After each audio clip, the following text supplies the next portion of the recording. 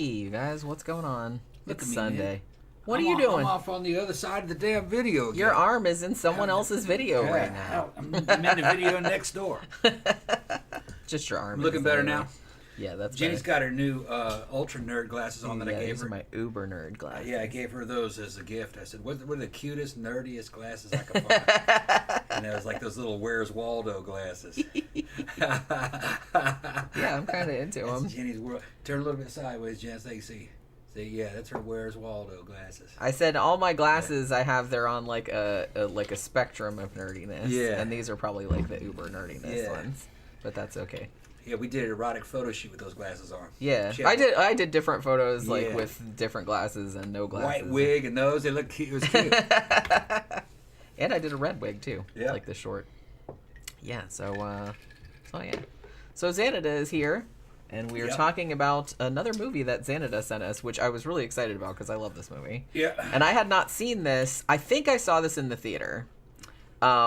If I didn't see it in the theater, then I rented it very, very shortly after it came out and watched it. And I just remembered loving this movie. And I hadn't seen it. I don't think I'd seen it since then.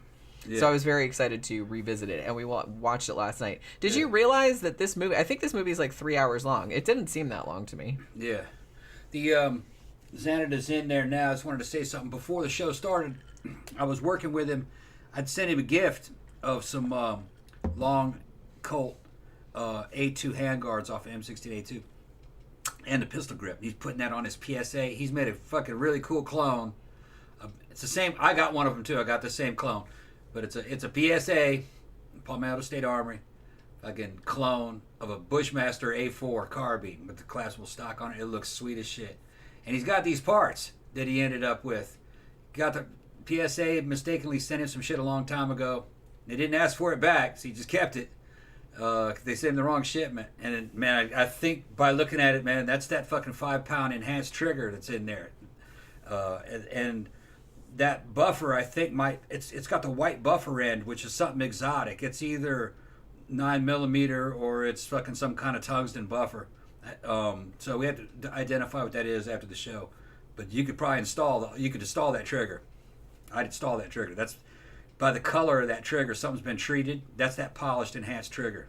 It's just this mil-spec one, but it's polished, enhanced, 5-pound pull. It got all the reliability of the mil-spec one. They were only $40, but that saves you $40 because that's what you were asking for. I think that's what that is. I didn't see the color doesn't look normal. I'd install it. It couldn't be bad. Worst case scenario, it'd be the same one you just took out. But other than that, we'll figure it out. Okay. It's his video. He sent us this movie, Casino, so I'm going to help him with his gun. All right. And he's live right in there. Yeah. And like I said, I was really excited to get this one. I mean, I'm excited to get all the movies that we get from you guys, but I was really excited about this one because I hadn't seen it in a long time, and I remembered really liking it. And you had never seen it, right? Never seen it. I thought I saw it until I started watching it. I says, man, I've never seen this. Well, it's kind of a lot of people say it's kind of similar to Goodfellas, which I guess it kind of is, particularly Joe Pesci's character. And I think that was the main. This got when it came out in 1995. I feel like it was mostly it's Martin Scorsese, so he's gonna get all the critics are gonna love the shit. But I think a lot the main criticism that a lot of them had was that it was too similar to Goodfellas. It wasn't like he was playing it safe and he was like treading the same ground or whatever. But it's like I don't know. I don't know if I would really. Yeah, it's like look, Martin Scorsese is into like making gangster movies. It's just a gangster movie. Yeah, and that's just his thing. And so. It's similar thematically, I guess, to Goodfellas, but it's different enough that all gangster movies are kind of similar to Goodfellas that's what I mean. Ways, so it's just kind of like, what are you going to do about it? Because I think Goodfellas came out in 1990, right? So like that, so it was like the movie that came out either one or two before this one. But this was actually based on real events. Now, some of the stuff was changed, and they did change a lot of the people's names, but that said, I was watching a video earlier. There's this guy that does these really, these really in-depth breakdowns of movies that are based on historical events or like real people, and talks in depth about like how accurate they are. And so he did one on this one, and he's like, yeah, other than a few details. And other than some of the names being changed and like some characters being combined and stuff, this is fairly accurate to the real life events of what happened. And this basically stretches from, I believe the events started in like 1973, somewhere around there, and go until like the 80s. So this was based on a book that also came out in 1995, and it was by a guy named Nicholas Pileggi, and the book was called Casino: Love and Honor in Las Vegas. And so the guy that wrote the book was also like co-wrote the screenplay with Martin Scorsese. And as I said, I think the reason that they chose to like change everyone's names is maybe they didn't really want to get in trouble or something, because they did have actual mafia people that were consultants like on this movie. But one interesting thing that they did, even though it's pretty clear watching the movie that the mob that they're talking about is the Chicago Mafia, but as far as I can remember, nobody ever refers to the Chicago Mafia in the movie. Because if you notice, like Robert De Niro's character Ace, like they always say like back home. They never say Chicago. I think they even changed some of the action, like, you know, the old guys that they send the skimmed money back to. I think they set that in Kansas City. But this is actually the Chicago Mafia that they're talking about, because that was who funded these casinos. Like I said, this is a pretty accurate representation of what really happened, with some minor changes, I guess. But so the character that Robert De Niro plays, Ace Rothstein, or Sam Rothstein, who's called Ace, is based on a real dude, Frank Lefty Rosenthal. Yeah. Yeah. And man, we were watching this movie, and this character, man, I like this character. I don't know how closely he's based on the original guy. Similar. It's similar. Man, I liked the guy, and then all of a sudden he does something that no real player would do, and that's marry a hooker. As soon as that happened, I'm like, no, dude, what are you doing? What are you doing? You're letting a viper into the nest. And that's exactly what happened. Jenny saw it coming, too. She's like, that didn't. Well, I've seen this movie before. Oh, you saw it? You're like, I think this is going to be a dude's downfall. I'm like, yeah, what's he thinking? Well, like I said, I think the movie has it set up that that's like his tragic flaw, or that he actually genuinely loved her, even though she was less than trustworthy, let's put it that way. Yeah, she's an interesting character. I don't know how closely she's based on the real one. But similar, but they actually, it seems like they made her worse in the movie. Okay. She wasn't quite that bad. Okay. In real life. Still, it kind of doesn't matter. I mean, fucking, as the story starts to unfold, you find out that the pimp got a hold of her and turned her out when she was 14, and like a grooming kind of situation. Yeah, and like, dude fucking had total control over her no matter where she was, and she's kind of sympathetic in the fact that it's not her fault that this happened to her, but you can't trust her. Yeah.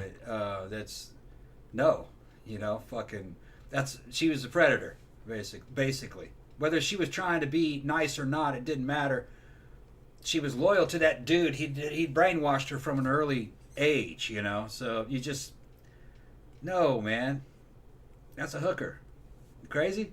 And and even after she did like some really rotten shit, like he kept taking her back. Yeah. Which, like I said, but that's what made it interesting to me, because that was like his fatal flaw, I guess. Well, it wasn't fatal because he, spoiler alert, he makes it through like pretty much unscathed. Yeah. But everybody else gets killed. But she is hot. She's sophisticated. She seems to be like high caliber and high class, but she's not like a streetwalker. She's just like a casino hustler. But you know, as the story goes, you know, you just can't get that out of there. You can't get that out of her. You know what I mean? It's just, she's not built for family life. That's not the deal there. He thought she was cool. But he seemed to like fall head over heels in love with her. So much so that he was willing to marry her, even though she straight up said, "Hey, I don't love you." Yeah.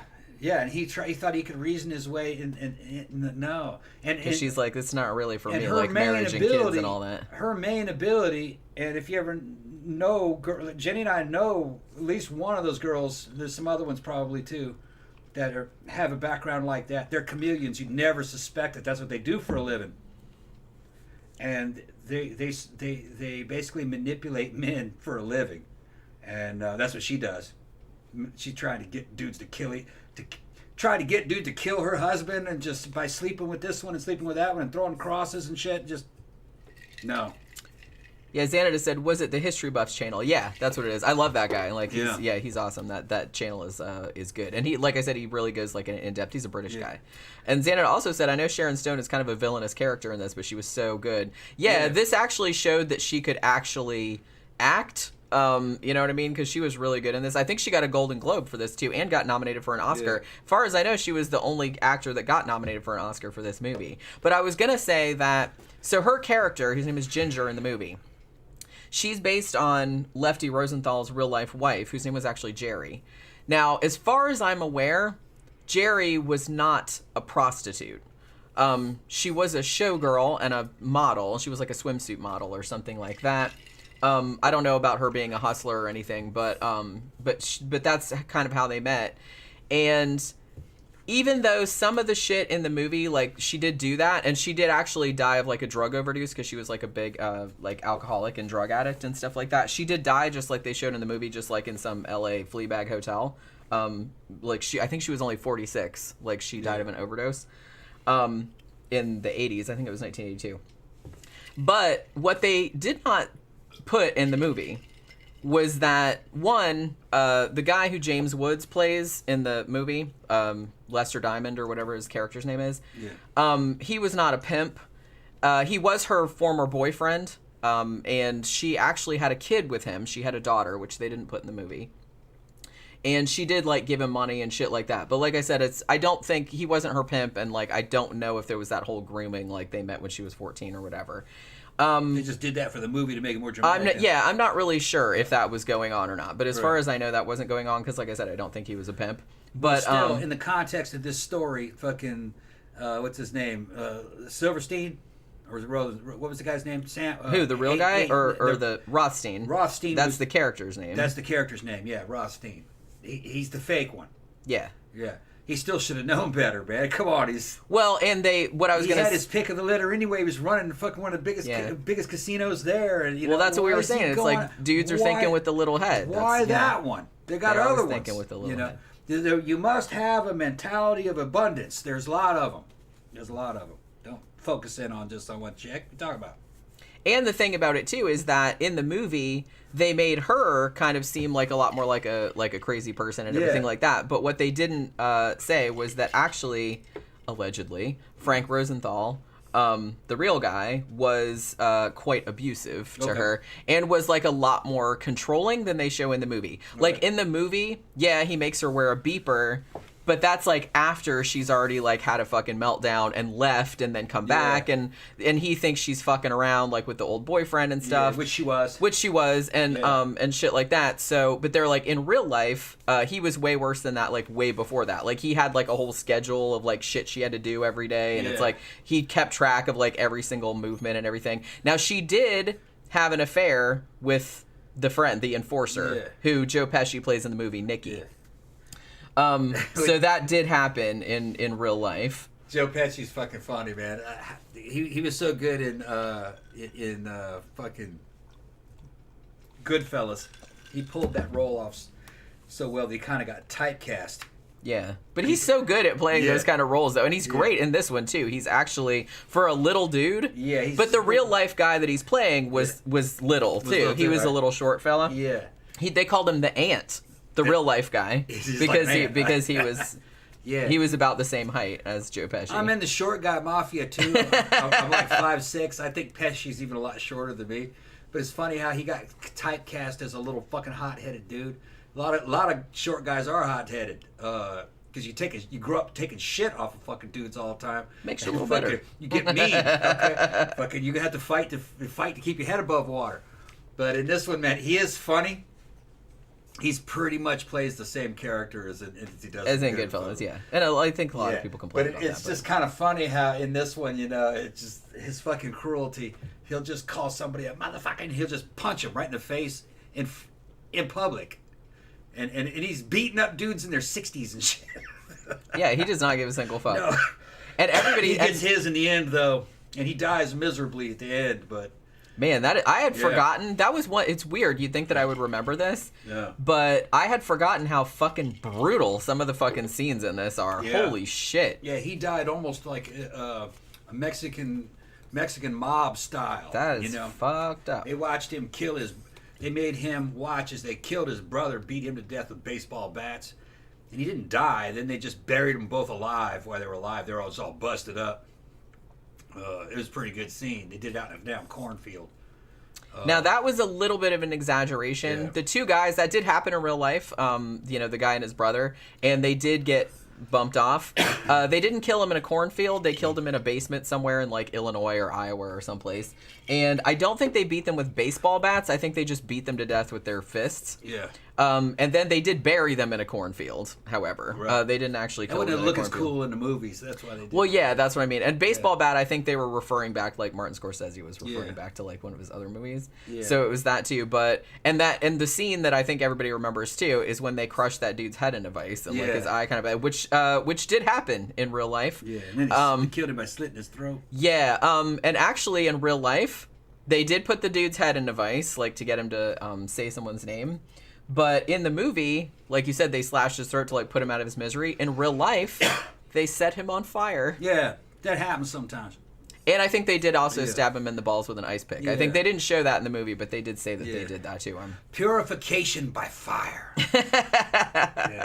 I Been around since the Middle Ages. Even the scene where they find the guy that's like cheating in the casino and they just like beat his fucking hand with a hammer. Even that is just like, holy shit, man. Yeah, well, I had forgotten how fucked up. Well, they this could movie do was. that because they weren't going to go to the cops. Not back in those days. They weren't going to go to the cops. Oh, they hit me with a hammer for cheating. Right. You know what I mean? Because those dudes were professional cheats.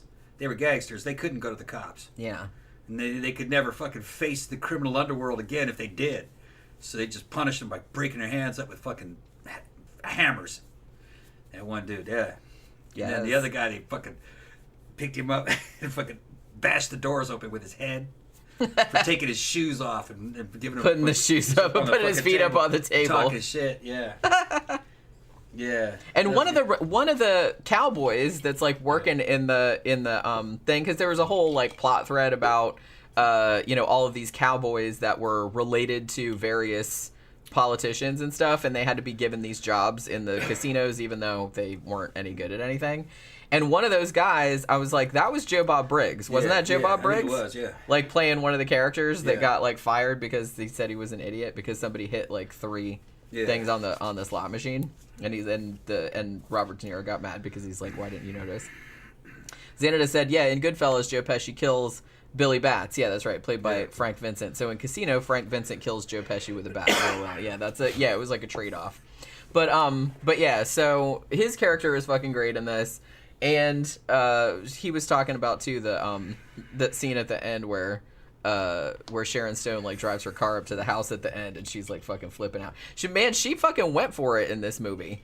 I feel like she'd been in movies before this, obviously, because she was in Basic Instinct and all that kind of stuff. But I think she was maybe this, because I kind of remember that she had a reputation for just being kind of like the hot chick from Basic Instinct that showed everybody her cooch. Yeah. And so like not really taken seriously as an actress. So I think that when this movie came out, I took that cooch real serious. I took it real serious. I think a lot of people did. She was also in Total Recall. That's right. I forgot about that. She was in a lot of cool movies that were out when I was growing up, and Sharon Stone was a thing. You know what I mean? Fucking, she was hot. You know, fucking. And it's in my late teens, and fucking, she was an older woman. I was like, man, I wish I could hit. And all guys my age that I knew were like that. Like, man, she's badass. But she was kind of like a passing fad. 5 years later, you kind of forgot about her. At least we did. Yeah. New ones came. Because there was always like Babe of the Month. A new one. Yeah, Babe of the Month would show up, you know. Dudes, man, they just they throw them away just like old popsicles or whatever. Camp Guy said, I gotta see this again. The gambling cheaters is one of my favorite scenes. All the scenes in this are good. This is just, like I said, I think this movie is like 3 hours long, but it didn't even seem like that to me because, and it's weird because Martin Scorsese himself said, oh, well, this movie doesn't really have a plot. Which I don't know if I agree with that. No, it's got a plot. But it does have a plot, but that's the thing. It's just kind of like, it's a summation of what like happened. More than a decade of like shit that happened. And it's like a super complicated story because there's like a lot of characters. Yeah. And, you know, so you kind of have to keep track of what's going on with everybody, but... Well, I guess I see what he's talking about. It doesn't really have a plot, per se. It's just a story they're telling you. Yeah, because like I said, it's largely based on real thing, on real shit that happened. Yeah. Like I said, they changed everyone's names, but it's not hard to find out like who the actual people that it was based on are. By that measure, you could say Goodfellas didn't have a plot. It was just what happened, the story. Yeah, So, but you don't notice it when you're watching it. You get sucked into it. Yeah. And the thing about it, and the thing about it too is that because you were saying when the casino that Sam Rosenthal runs in the movie is called the Tangiers, and you were like, that's not a real casino, is it? And I'm just like, no, I don't think it is. It's not. It was actually based on the Stardust. Okay. The Stardust was actually one of the real guy, Lefty Rosenthal. Mm-hmm. He actually ran 4 casinos. One of which was the Stardust. He also ran the Fremont, the Marina, and the Hacienda, like in Las Vegas, and he ran it for the Chicago mob.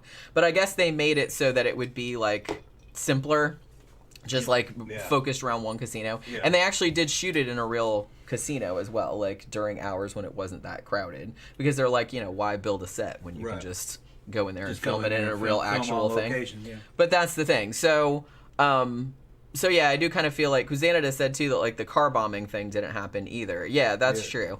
And the funny thing about it is that Lefty Rosenthal, he's dead now. He died in 2008, I think. But he was Robert De Niro's character. He saw this movie, and he actually really dug it. The only thing that he said that he didn't like about it was the scene where, because at the part like toward the end of the movie where Robert De Niro, like they do the TV show, which in the movie is called Aces High, but in real life it was just called the Frank Rosenthal Show. And they actually had like big stars on there, like Frank Sinatra was on there, Don Rickles was on there. He would interview people, and they'd have like little bands and like disco dancers and all that kind of shit. Yeah. So he's like, there was one scene in there where Robert De Niro is like on the TV show and he's juggling.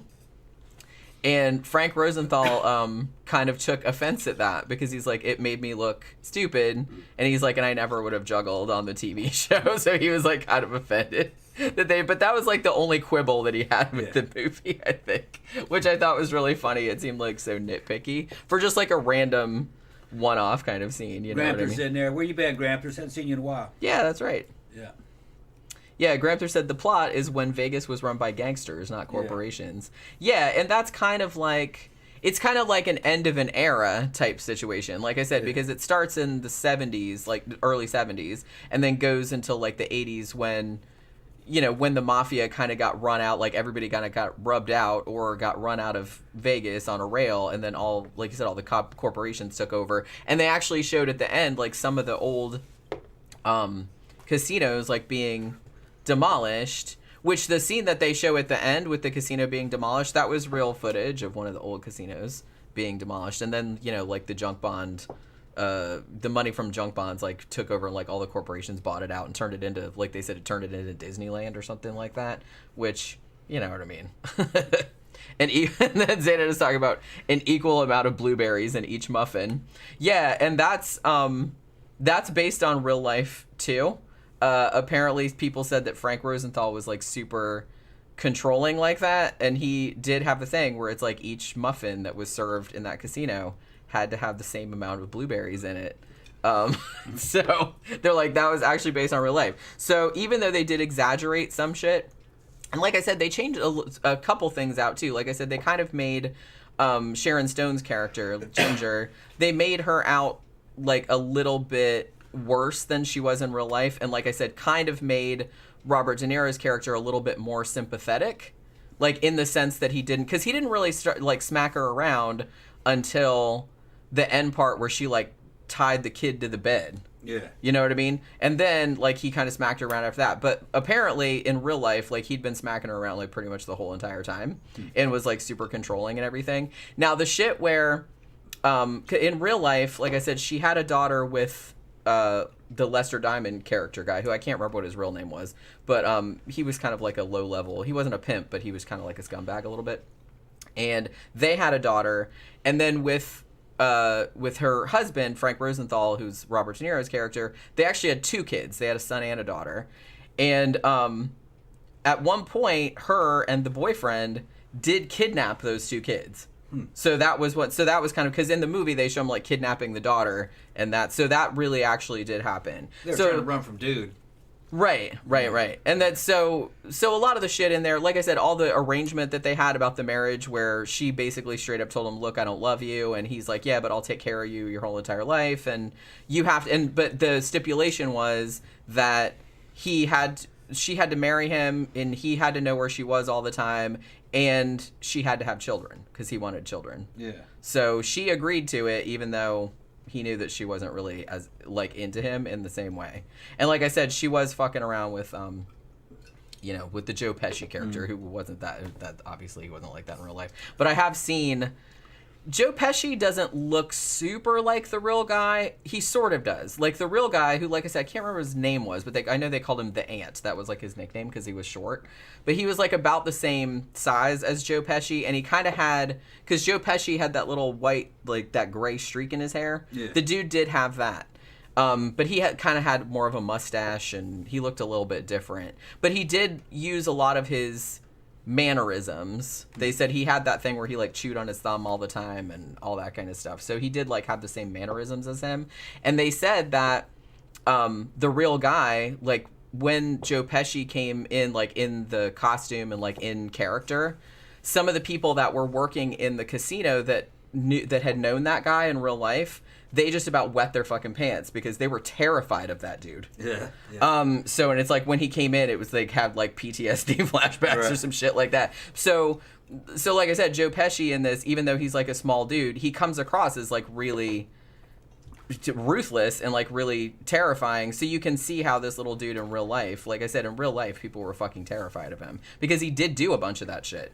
Like he just did not give a single fuck about just killing people, and he got, and that's kind of one of the conflicts in the movie too, is that he just didn't really, he got like kind of stupid and careless about just killing people and not giving a fuck about if the cops were going to come or anything like that, because I think he just thought he was going to get away with shit forever. Yeah, he was fucking with the FBI in the movie. Right. He liked fucking with them. Yeah. He had all the same surveillance equipment and everything that they had. Yeah. And if they were watching him, he'd go there and he'd start watching them back. He liked to play with them. Yeah, he seemed like real cocky. Yeah. Tony Spilotro, that's right. That's what his name was. Thank you, Xánada. Because I couldn't remember. I remembered that they called him the Ant, but I couldn't remember what his real name was. But yeah, that was his real name. Murder Hornet said, didn't he give her a beeper? Yeah. Yeah. Murder Hornet also says, a little smacking around is okay. Well, I don't know about that, but you know what I mean. In the context of the movie, though, she was violent too.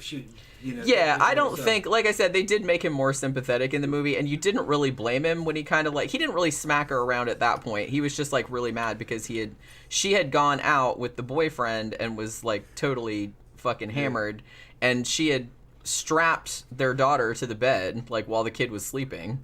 Yeah. So the kid like wakes up like in the house by herself, like strapped to the fucking bed, and she's like yelling for help and shit like that. There are couples fucking out there, man. You can go to the hood, and they're fucking both the guy and the girl, both psychopaths, you know. And she's just as violent as he is. I mean, fucking. Sometimes those girls will actually kill the dude, you know. We've seen that before in some of his true crime stuff. But she'll kill the dude. He'll be asleep. She'll shoot him while he's asleep. Just all kinds of shit. Yeah, I mean, just because it's a woman doesn't mean that you can't smack her around, especially if she's abusive as fuck and she's a psycho and you're a psycho. They're gonna get beat on each other. Well, yeah, so you see that sometimes. You get, it's like, not normal. No, it's not normal. Absolutely not normal at all. A normal woman would run from a situation like that, but usually that kind of woman, they thrive on it. They fucking, it's almost like sadomasochism, and they're evil too. Whether or not, you know, a lot of times it's probably something that was built into them at an early age. You know, bad family life and upbringing, abusive, and they just kind of thrive off of it. That's all they know.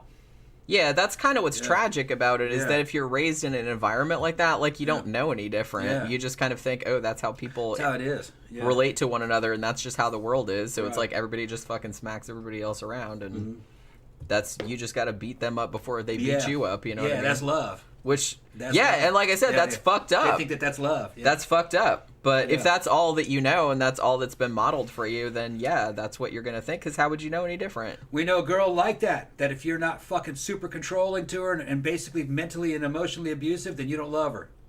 Yeah, and I've known some women like that. Yep. Because like I said, it's all like how they're brought up, and it's like really sad. Yeah, if you're nice to her, she just treat you as a chump and just go find some dude who will abuse her. Yeah. Yeah. It's sad. It's like, it makes me really sad. That's all they know. But I've known like several women like that. Yeah, Murder Hornet said the Fed's plane ran out of gas. And landed on the fairway. That happened in real life too. That was like, they said, yeah, that scene like seems really silly and like ridiculous, but that did happen in real life. I thought the funniest thing to me was the little offhand thing at the end where the plane lands and the two feds are like running, like, oh shit, we ran out of gas. And then Joe Pesci just goes $100 for the first one that hits that plane. And they start chucking like they start hitting like golf balls at it. I just thought that was like super funny. This is a great movie. It is great. It is. It was like much better than I remembered. Yeah, I'd never seen it. I think it's as good as Goodfellas. Not quite as good as The Godfather Part 2, but still good, real good. And I saw Scorsese's last one that they did. Remember the one that also had The Irishman? The Irishman, yeah. Which actually has a little bit, because that was more about Jimmy Hoffa. Yeah. But it has references to the shit that happened in this movie. You know what I mean? That one was pretty good too. I think this one was better than The Irishman. There were certain parts of The Irishman that I was like, man, I cannot believe that they did that. They took De Niro and de-aged him, but then they had him in fight scenes, and it's obviously an old man. That probably looked fucking bad. That was really the only thing that like bothered me about that movie, because I actually did really like that movie. There's no reason why they didn't have a damn body double do that fight scene. You know what I mean? And then just superimpose fucking what's his head face, on it, yeah. or just shoot it in a way where you never really see where the you dude's don't face. see the face. You know, because I don't think anybody would expect like an aging actor to be out there like doing his own fight scenes. And it's just obviously he's moving like an old man. If fucking De Niro, man, that guy's old now. He's old. Yeah. He's not a mature guy. He's old. Yeah. His acting was pretty good in The Irishman, and the de-aging that they did on him actually was pretty good. It was decent. I mean, it's still slightly Uncanny Valley, but you're gonna get that, you know. It's pretty good. I think I know Scorsese in that one. He wanted to do like the big last hurrah, you know, with big names and stuff. I would have done it. I would have used newer talent. You know? Yeah, maybe so. But the thing about it, I mean, him and Robert De Niro have, how many movies have they done together? Shit ton. 8, 9, something. You could put De Niro in it. Just don't make him the lead guy. Or, well, what they could have done is they could have had, like, in the present day, like, it be Robert De Niro, but then, like, have a younger actor, like, play, instead of, like, de-aging.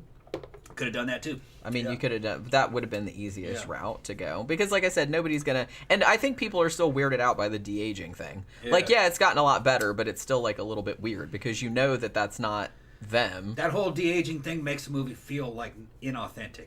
Ask me. It'd be better just. I wish they would just get a younger actor that looks like him. Yeah, that'd been a lot better. And then they could have used him. They could have used De Niro in the movie when he was older, as the character ages. But practical effects, man, and just acting. That's always going to be better than any kind of CGI kind of shit. Yeah. Yeah. Xánada said the scene where Pesci threatens the banker. Oh my God, so great. And I actually love the scene too, like near the beginning of the movie where you first kind of realize what a psychopath Joe Pesci is, when they're just at a bar and this guy just kind of like insults Robert De Niro for no reason, and like fucking Joe Pesci just like starts stabbing the fuck out of his neck like with a pen. Yeah. And it's just like blood. I don't think he didn't kill the dude, but because this guy was like laying there moaning or whatever. Yeah. But that was kind of like the first time that you knew. Because it just kind of came out of nowhere, and he's just like fucking, and everyone's just standing around going, "Huh? Well, that's just how that goes." Gramthars says it would have been great to see Vegas back when gangsters ran it and the Rat Pack played every night. Now I can't wait to leave after 2 days of crappy buffets and soulless card dealers. Yeah, I mean, I've never been to Vegas personally. My brother's been a bunch of times, and he actually kind of likes it there, but I've never been. It doesn't really seem like my kind of thing, to be honest with you. Yeah. But I don't know. I might have a good time there. I don't like to gamble. That's what I mean, you know, because I don't have any money, and it's like I don't really want to lose what little fucking money I have just pissing it away like that. I'd rather piss it away on booze. You know what I'm saying? I guess you can do that there, too. Fuck it. Fuck Vegas. Yeah, like I said, it just doesn't seem like my kind of thing. I'd rather go to fucking Biloxi. There's a lot of places I'd rather go before I went to Vegas. And like I said, no shame if people like that kind of thing, but it's like, because I think my sister's been too, and she thought it was kind of cool. Well, fucking Biloxi, though, was fucking, you could gamble there, and they had nice shit, but it was just, it doesn't have that fucking corporate feel. It's not as big. It's a smaller fucking crowd, but it's still high end, and it had good food, and, you know, Pirate Bay, fucking Harrah's. They had good casinos there. Well, and you weren't overpowered by it. You could get away from it. Right. You know what I mean? But then again, you know, Vegas is like going to an amusement park. But maybe that's what, if you're looking for that, then that's... Yeah. And I don't, there's nothing wrong with amusement parks. I like going to like amusement parks. Yeah. I'm just saying that it's like, it's a lot. That's all. Yeah. It's a lot. But that's kind of like the whole thing. Right. It's like over the top and like ostentatious. Yeah. That's kind of what, that's their whole marketing gimmick. Biloxi's low key. You know what I mean? It's not in-your-face hookers, wall-to-wall hookers and shit. I don't know if it's still like that in Vegas. It used to be. Nothing but just fucking lizards fucking looking for the winners and fucking latching onto them, you know, going up to your hotel with you. Some dudes are into that, though, you know, but... Well, yeah, and like I said, no shame. If that's kind of what you... If you're into that kind of shit, then okay, knock yourself out. You're not hurting nobody. Just, you know, it's not really my thing, though. Yeah. But, well, you can gamble in Florida. You just you go over to Lakeland or, you know, halfway to Tampa, and you go over there and you go to they got Seminole Indian Reservation. Okay. And they got a big, huge fucking casino in there. How far is that from here? Not far. Maybe 50 miles. Maybe not even that far. We'll go. I like to play roulette. Because, you know, like, every time we drive to Tampa, which we haven't done in a while, but every time you drive to Tampa, you see, like, the big signs for it. I think it's in Lakeland. Okay. Which is about halfway in between. But, yeah, it's not far. I like roulette. Maybe an hour. I like roulette. I like blackjack. But, actually, if you really want to win, you want to do poker. You don't want to play against the house. You want to play against other players, and the house gets a cut of the winnings. You know what I mean? Then you got to... in Biloxi had people living in damn motorhomes. They just park there in the damn parking lot, and they would just go to the fucking poker tables and just watch. And they would and they'd do that shit all season, looking for weak players, and then they go to that table and then just clean them out, and then go back to the parking lot and go back to the motorhome.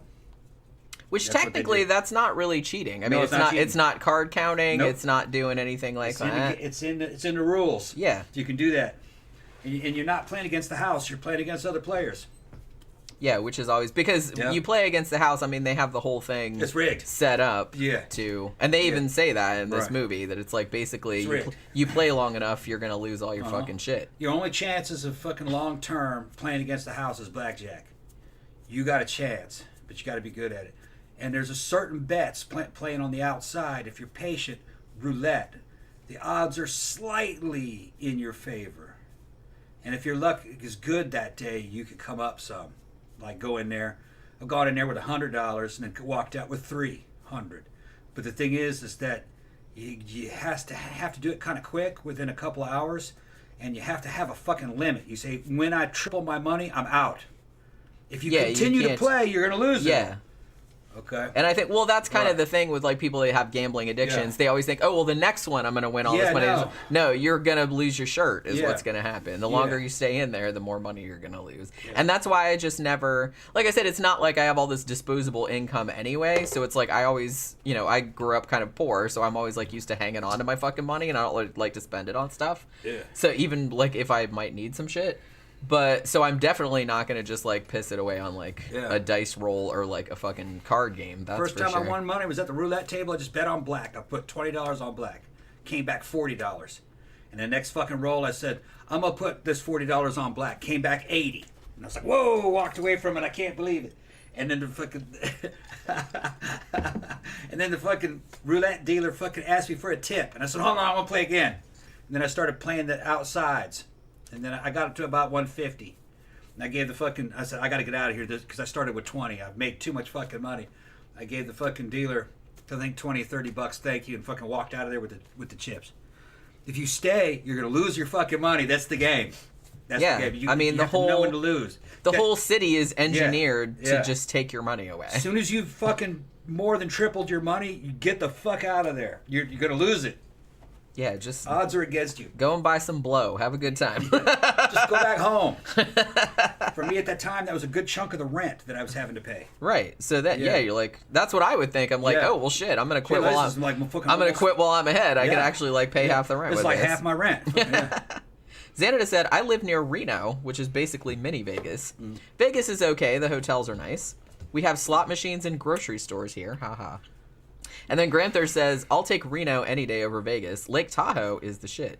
And Xánada said, yeah, Lake Tahoe is amazing. I've never been there either, but yeah, I've heard that it's really really cool. And Xánada said the house from Godfather 2 is in Lake Tahoe. And then it also says, I only play roulette if I gamble, but I have friends who win a lot of money playing craps. Yeah, craps is a good one too. There was a couple crap bets I used to do, but I forgot about it. I forgot which ones they were because I didn't play it long enough to really get it ingrained in me. But there are some dudes that can really fucking.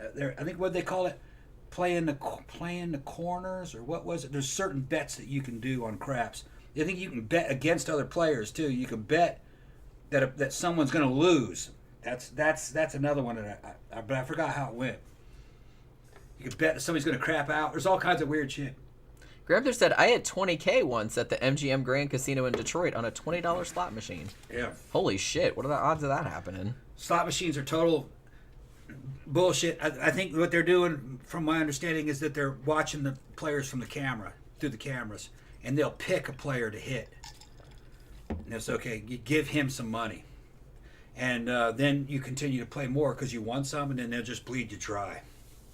They're selecting who's going to get hit. Holy shit, if I won $20,000, I'd be like, I'm getting the fuck out of here right now with Yeah. my $20,000. Fucking not. I am not betting any more of this. I'm hoarding it. Yeah. I'm hoarding it.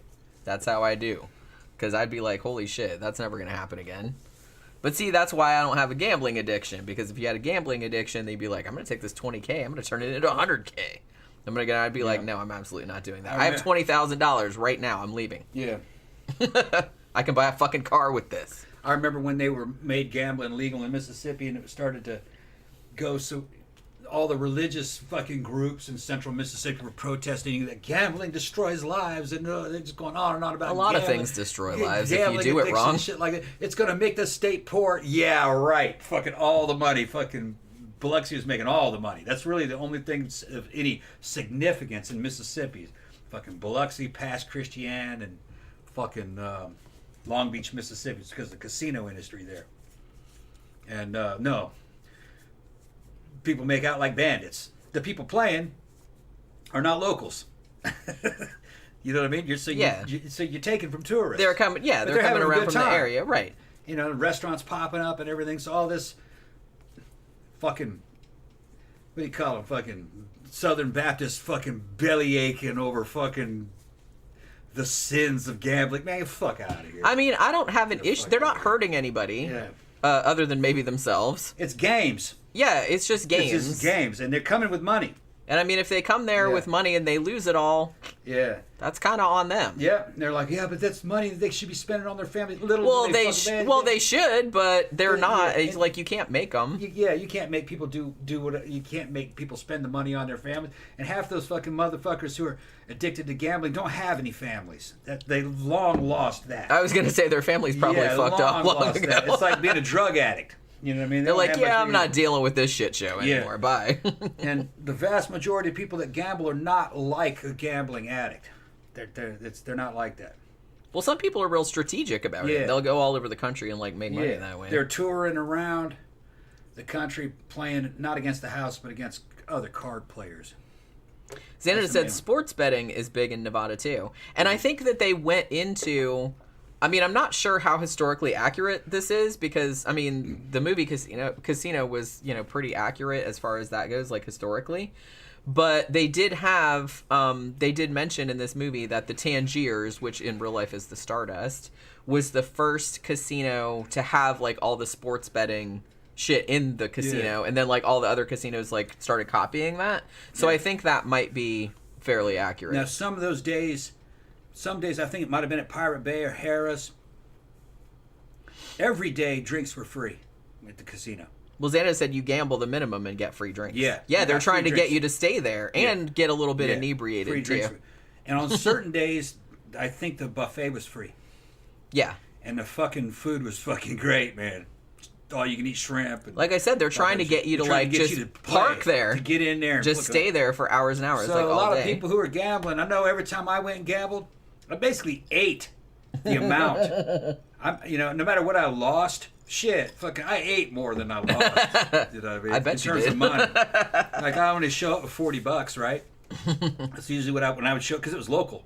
I would show up with 40, and I made sure that I ate and drank $40 worth of shit. So it didn't matter if I lost that $40. Yeah, because I paid for it. I paid for the food and the drink. Right, because if you'd eaten at a restaurant, you would have spent that anyway. Yeah, and then eating at the restaurant, and then fucking drinking. The drinks are kind of weak, but you just keep drinking them. Right. You're gonna get your fill. Yeah. And like I said, I think it's to their advantage for you to be like a little bit inebriated. Yeah. Because you lose your inhibitions and you're just kind of like, fuck it, I'm gonna put all this money. You know, I've gone like that to you. Like, so I just show up with $40. I show up with $40 and fucking just eat and drink and eat and drink and fucking play and eat and drink and so it didn't matter. I paid for my good time and you just paid had a for good the time. food and the drink that you just had a good time. Yeah. Xánada said steak dinners for $6.99. Yeah. That's what they do. Everything in there is engineered. I don't know if this is still true, but I remember hearing like for a long time that it's like casinos, like they don't have any windows and they don't have any clocks in there and shit like that. So you just go in there and eat and get free drinks and just keep playing, and like they don't really want you to leave. They want you to just like park in there and stay in there for hours and hours. Gramthars says, I would make it rain on the girls bringing me free drinks. $20 every time they came my way. Needless to say, they would be back every 10 minutes. Yeah. Like I said, you're probably like fucking falling over in there and shit like that. But yeah. So, man, you guys remember the Baccarat table? Baccarat? Baccarat. Yeah, Baccarat, is that what it's called? It ends with a T. In Mississippi, it'd be nothing but just a big fucking gaggle of Chinese dudes and Chinese girls playing that game. They fucking love that game. I don't even know how to play Baccarat. Not a word of fucking English. It's all Chinese going, and nobody else played it except them. They had something, they were moving things through the ceiling on wires and shit. Yeah. I don't know. And it was a lot of money. They were fucking gambling a lot of money. It wasn't little shit. Thousands. I can't imagine having the kind of money where you just kind of go and like fucking drop thousands of dollars on one card hand or something like that. That's just mind blowing to me that you could just like afford to lose it. Yeah. Because holy shit, I don't even want to put $20 down. I'm like, I could buy like food with that. I don't really. I was watching them play it, but I couldn't understand it. Yeah, I don't know the rules. I couldn't understand what they were doing. I don't know the rules. I mean, I do know a lot of the the rules of the other games, but Baccarat, I don't actually know how to play that. The ones in Biloxi, if you didn't know how to play the game, they would teach you how to play the game. They had dealers there that would teach you the rules of it. Oh, that's neat. Yeah. They'd have I wonder if they do that in Vegas. Probably not. They're just like, no. They'd teach you the rules, and then they'd let you play. You're on your own. Yeah. Now, you could just play. You show up and you play. As soon as you started gambling, you didn't know how you didn't have to know how to play it at all. You can say, look, I don't know how to play this game. So this is what you do, sir. Put how much you want to bet? Okay, put that down there, and we'll do this. This is the easiest way. And he's kind of gambling for you. Right. And explaining to you why you're winning. Which I don't know if I'm losing. Comfortable with that. And then they would even do that with blackjack. Says, now you can double down. Now if you want to double down, you can put money here, and then we'll run it like that. It's like running two hands at once. Yeah. Because they won't let you mess up. Right. And and you can say, well, what would you do? And he goes, I go ahead and do this and do this and do this. Let's see how it goes. So you don't have to know the game. They'll teach you the game as you're going. I don't think I'd be good at it. Yeah. But like I said, you can show I don't know how to play this game, and they'll walk you through it. The only time that I've ever as long as you're gambled, betting, they'll tell you, well, this is what I would do. You could do this or this, and I'd do this if I was you. Okay, they'll walk you through it, and there you go, you won. You know, it's.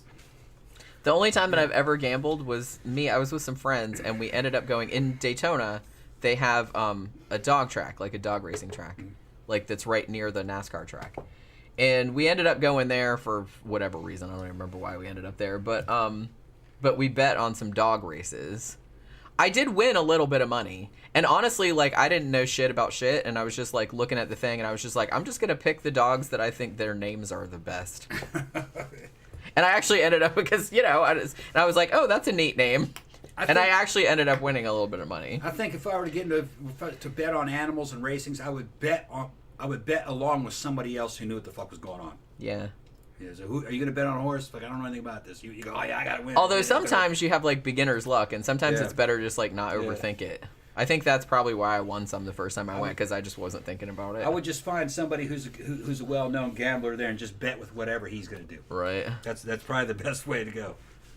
Yeah, Xánada said practice online before going into a real casino. Pro tip. Yeah, that's a good idea. They didn't have online fucking right, when like I was back there. in the day. Sure.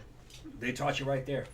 Also, and it says horse racing is big too. Kentucky Derby makes big money in Nevada. Yeah, it's like I said, in Daytona they don't have horse racing there, but they do have dog racing. That's right near the thing, and you are actually allowed to bet on it. But I don't. It's weird because I don't know. I don't think gambling is technically legal, but they do have the dog racing track there, so I'm not really sure like how they get around it. You know what I mean? Because you can actually go and bet there, but I don't know. I don't even know if it's still there or not. You do realize I'm smoking a turkey down there? Are you? Yeah. No, you didn't tell me. Yeah, I got a turkey down there. Look at all the secretive shit you're doing. Yeah.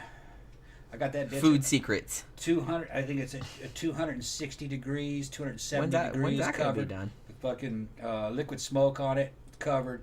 Man, that one you made before was like really good. Yeah. And I got the liquid smoke on the inside of the and I pulled the skin away, and I got it in between the skin and the fucking meat. Trying to that bitch is gonna be smoked, man. Smoked in the oven. Well, you know, close. It's still enough. good though. When's that gonna be ready? I don't know. You don't know? Oh, we gotta go down there and check it. Oh, okay. Probably a long time.